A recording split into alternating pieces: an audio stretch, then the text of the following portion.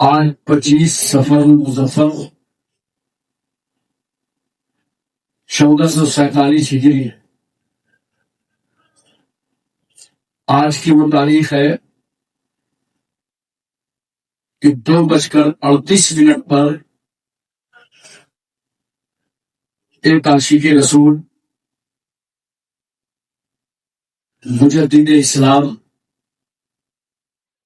امام اہل سنت اعلی حضرت امام احمد رضا خان فاضل بریلوی رحمت اللہ تعالی علیہ کا وصال ہوا، اور اسی تاریخ اور اسی وقت پر آج مرکز اہل سنت بریلی شریف میں اعلی حضرت فاضل بریلوی کا اس نہایتی اس کو احتشام کے ساتھ ہو رہا ہے، جس میں ملک اور بیرون ملک کے تمام مہمانان اعلی حضرت شریک ہیں۔ یہ صنعتی شہر کانپور ہے،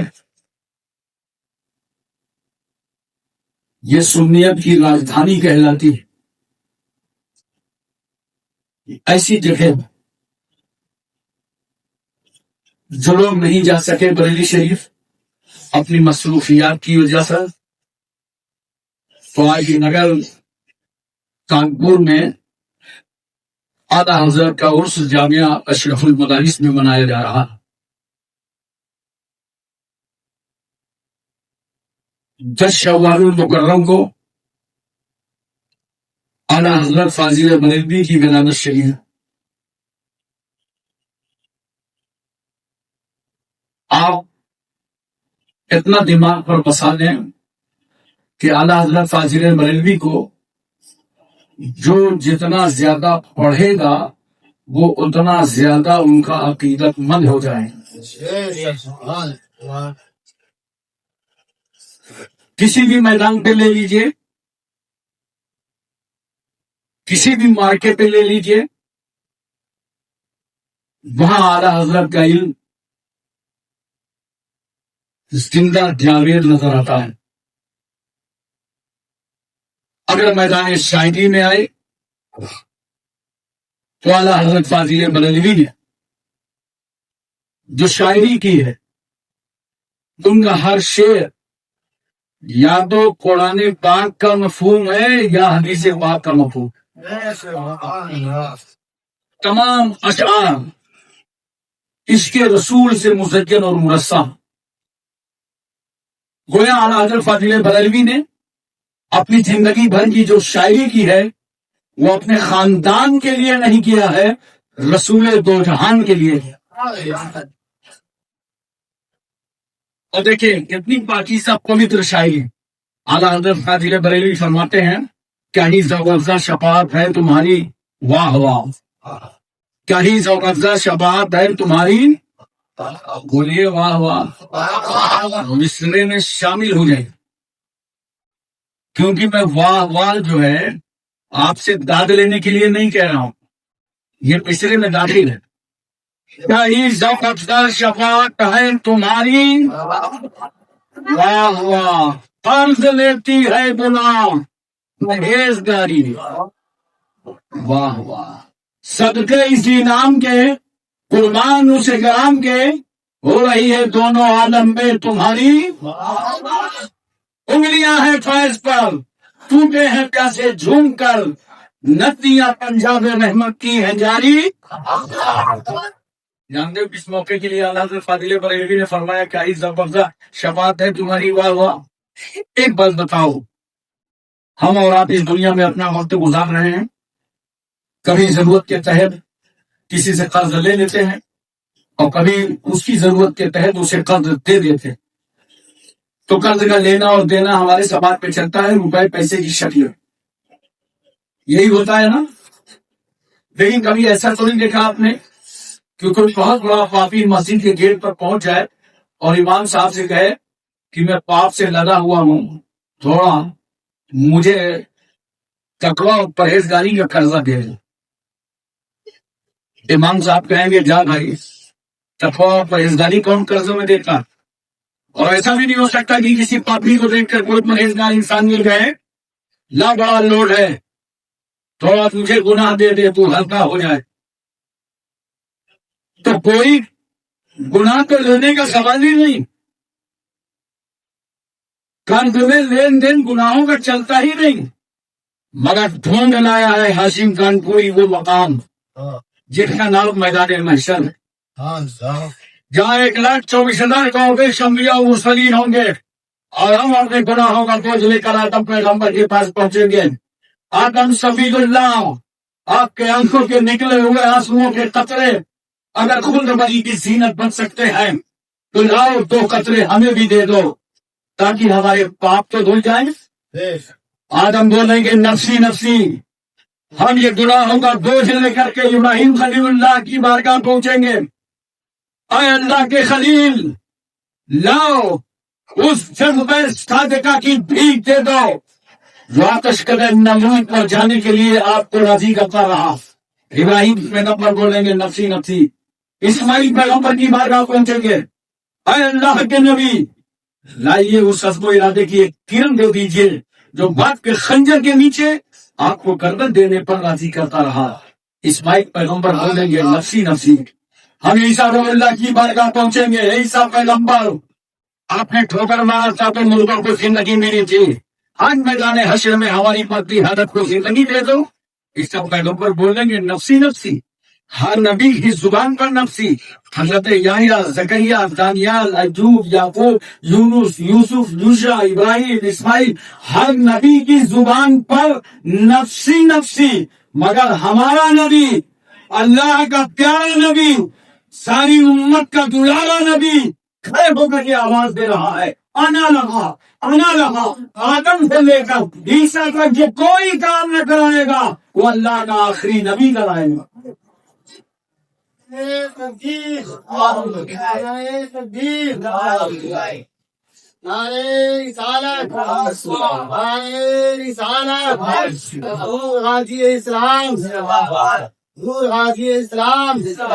علماء اہل سنت مسلک اہل سنت مسلک اعلی حضرت نعرہ تکبیر نعرہ رسالت. تو آپ جانتے ہیں رسول صلی اللہ علیہ وسلم کی جب ساری توجہ انا لہا، میں ہوں گنہگارو، میں ہوں خطا کارو، میں ہوں بھائیو، آج تمہارا نبی کام آئے گا. یہ نبی میں درود و سلام پڑھنے والے سوچ رہے ہوں گے اسی رسول پہ سلام پڑھا تھا، اسی پیغمبر پر درود پڑھا کرتے تھے، اسی نبی کی عصمت کے لیے قربان ہونے کو تیار رہتے تھے، اسی پیغمبر کے خاطر ہم اپنی جان نچھاور کرنے کو راضی رہتے تھے. نبی کہہ رہے انا لہا، آؤ میں ہوں تمہارے لیے. جو کوئی نہ کام کرائے گا وہ اللہ کا پیغمبر کرائے گا.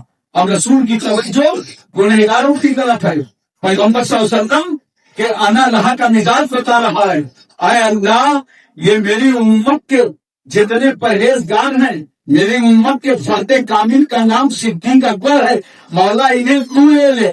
فاروق اعظم تیرے ہیں، عثمان تیرے ہیں، علی تیرے ہیں. یہ 7 سعید، طلحہ، زبیر، عمار، بوزر، خالد بن ولید، ابو عبیدہ بن جرح، عبد الرحمن بن عوف، سعید رومی، سلمان فارسی، بلال حبشی، حضرت انس، ابو ہریرہ، ابو درداء، امیر حمزہ، یہ صحابہ تیرے ہیں. یا اہل بیت تیرے، اے میرے مولا. یہ عبد القادر جیلانی تیرے، معین الدین چشتی تیرے، پروردگار سید سلطان مخدوم اشرف تیرے، یہ سرکار مہرہ تیرے، قطب الدین بختیار کاکی، محبوب الہی، سامی کلیوی، زندہ شہدار، وارث دیوا، مخدوم کچلجا، مخدوم جہنم، نصیر الدین چراغ ٹہلوی، شاہ جمال اللہ رامپوری، منور علی شاہ الہآبادی، شرف الدین یحییٰ منیری، علاؤ الحق پنڈوی، اخی سراج الدین، مخدوم معین، بابا وحیدالدین، بابا غازی نقوی شاہینہ، سید سالار مسعود غازی، سرکار مہرہ. اے اللہ یہ سید احمد، شیخ سید احمد سرہندی تیرے، مولا یہ امام احمد رضا تیرے، یہ جتنے پرہیزگار ہیں یہ سب تیرے ہیں، اور جتنے گنہگار ہیں وہ سب میرے ہیں. تو آپ جانتے ہیں رسول صلی اللہ علیہ وسلم کی ساری توجہ گنہگاروں پر. تو اس وقت پرہیزگار کیا کہیں گے؟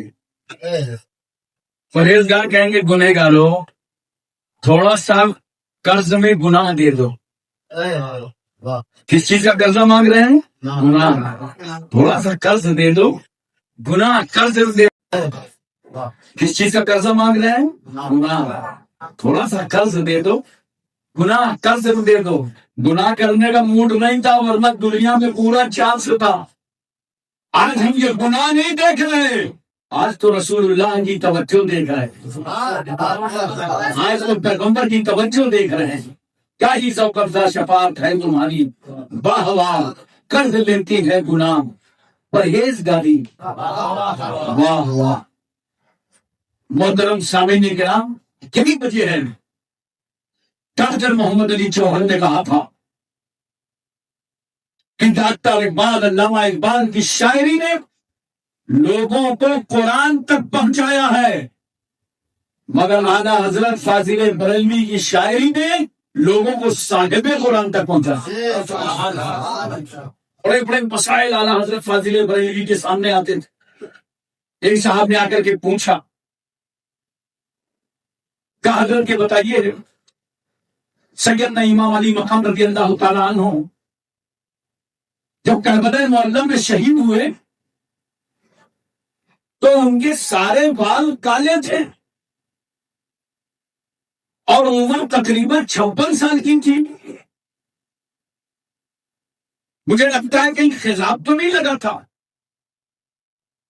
یہاں پہ میں ان لوگوں کو بتانا چاہتا ہوں جو امام علی مقام پر اتنا کم تاریخ کرتے ہیں کہ 1 گھنٹے میں ان کے سارے بال سفید کروا دیتے ہیں اور وہ غور نہیں کرتے ہیں. اعلیٰ حضرت فاضل بریلوی فرماتے ہیں, سنو, اگر سیدنا امام علی مقام نے میدان کربلا میں یزیدیوں کے سامنے خضاب لگایا بھی ہو تو وہ تو مجاہد تھے, وہ تو مجاہد تھے. مجاہد کو دشمن کے مقابلے میں خضاب لگانا جائز. دیکھو اعلیٰ حضرت فاضل بریلوی جی کے سامنے ایک شخص نے آ کر کے کہا, اور مجھ سے بھی کئی لوگوں نے اس پر سوالات کیے اور کہتے ہیں الولایۃ افضل من النبوۃ, اس طرح پڑھتے ہیں. کہ صاحب تھے مجھ سے بھی کہنے لگے کہ ولایت افضل ہے نبوت سے, اور یہی سوال اعلیٰ حضرت سے کیا. تو اعلیٰ حضرت نے فرمایا نہیں, ایسے مت پڑھو, یہ ایسے نہیں ہے, بلکہ اسے یوں پڑھو, ولایت النبی افضل من نبوتہ, نبی کی ولایت افضل ہے اس کی نبوت سے. ارے زور سے بولو سبحان اللہ. نبی کی ولایت, ہر ولایت نہیں, نبی کی ولایت افضل ہے نبی کی نبوت سے. کیوں؟ اس لیے کہ نبی کے پاس ایک منصب ولایت ہے اور ایک منصب نبوت ہے, الگ الگ دونوں منصب ہیں. جب اللہ کا نبی منصب نبوت پر آتا ہے تو اس کی توجہ الی المخلوق ہوتی ہے, اور جب اللہ کا نبی منصب ولایت پر آتا ہے تو اس کی توجہ الی الخالق ہوتی ہے. تو یہ اعلیٰ حضرت کے فرمانے کا مقصد یہ ہے, توجہ الی الخالق افضل ہے توجہ الی المخلوق سے. آپ دیکھیے ذرا سا اور اپنے ذہن و فکر میں اس بات کو اچھی طریقے سے اتارنے کی کوشش کیجیے. میں محبت سے بتاتا ہوں, یہ اعلیٰ حضرت ہی کا قلم تھا جس نے پوری دنیا میں انقلاب پیدا کیا. قلم تو بہت لوگوں نے سنبھالا تھا, قلم تو بہت لوگوں نے اٹھایا تھا, قلم بہت لوگوں کے ہاتھوں میں تھا, تو قلم کا حکم بدل جاتا ہے. یہی قلم اگر تھانوی کے ہاتھ میں ہو, نانوی کے ہاتھ میں ہو, امبیڈکری کے ہاتھ میں ہو, دہلوی کے ہاتھ میں ہو, گمراہ کے ہاتھ میں ہو, بدعقیدے کے ہاتھ میں ہو, کفر شرک کے ہاتھوں میں ہو, تو یاد رکھنا یہ قلم ایک لعنت ہے, ایک گمراہی ہے. مگر یہی قلم اگر اعلیٰ حضرت کے ہاتھوں میں, یہی قلم اگر امام اعظم کے ہاتھوں میں ہو, امام شافعی کے ہاتھوں میں ہو, امام مالک کے ہاتھوں میں ہو, امام محمد کے ہاتھوں میں ہو, مفتی اعظم کے ہاتھوں میں ہو, محدث اعظم کے ہاتھوں میں ہو, سرکار کرم کے ہاتھوں میں ہو, تو یہی قلم رحمت ہے. اس لیے دوستوں اور بزرگوں اچھی طریقے سے سمجھو اور عاشق رسول بنوں. اعلیٰ حضرت یہی چاہتے تھے کہ رسول کی پوری امت رسول کی عاشق بن جائے, سب رسول اللہ کے دیوانے بن جائے. اور عشق رسول میں جو انہوں نے کر کے دکھایا, شروعات عشق آلے رسول سے کی. دیکھو اعلیٰ حضرت اتنے پائے کے عالی, اتنے صاحب مرتبہ, لیکن اعلیٰ حضرت کو اللہ نے جو پیدا فرمایا تو خاندان کون سا تھا؟ خان. خود اعلیٰ حضرت فاضل بریلوی لکھتے ہیں میں نسباً پٹھان ہوں اور مشرباً قادری ہوں اور مسلکاً حنفی. تو پیدا کہاں اللہ نے فرمایا؟ اتنی بڑی پرسنالٹی, اتنی بڑی شخصیت, ان کو تو کسی رسول صلی اللہ علیہ وسلم کے خاندان میں آنا تھا, کسی خانوادے میں آنا تھا, لیکن نہیں. کیوں؟ اس لیے کہ اگر اعلیٰ حضرت فاضل بریلوی سید ہوتے اور سید ہو کر سید کا احترام کرتے تو دنیا کہتی کنبہ پروری ہو رہی ہے, خاندان پرستی ہو رہی ہے. اس لیے ایسے عاشق رسول کو اللہ نے سادات خاندان میں پیدا نہ کر کے بلکہ خاندان میں پیدا کر کے پوری دنیا کو سمجھا دیا تاکہ لوگ مرتبہ امام احمد رضا سمجھ جائیں کہ جس احمد رضا کے دل میں آل رسول کا اتنا احترام ہے تو صحابہ رسول کا کیا ہے. میں بات بہت پیار سے کہنا چاہتا ہوں, بہت سارے لوگ نہیں پڑھتے اعلیٰ حضرت. اعلیٰ حضرت نے جانتے کیا لکھا ہے کہ اگر سید فاسق بھی ہو, گمراہ ہو, لیکن اس کی گمراہی کفر تک نہ پہنچی ہو, تب بھی واجب التعظیم ہے. اس لیے کبھی کسی سیدزادے کے خلاف, آل رسول کے خلاف بکواس مت کرنا. اور اتنی محبت, اتنا پیار کہ انہوں نے فرمایا اگر کوئی اپنے کو سید کہتا ہے, کوئی سید کہتا ہے نہیں ہے, وہ جانے, اللہ جانے, اس کا شجرہ جانے, اس کا سلسلہ جانے. لیکن اعلیٰ حضرت کیا فرماتے ہیں اگر کوئی سید کہتا ہے تو اس کی تعظیم سید کی طرح کرو. اور یہی وجہ ہے, دیکھو کتنا پیار ان بزرگوں میں تھا.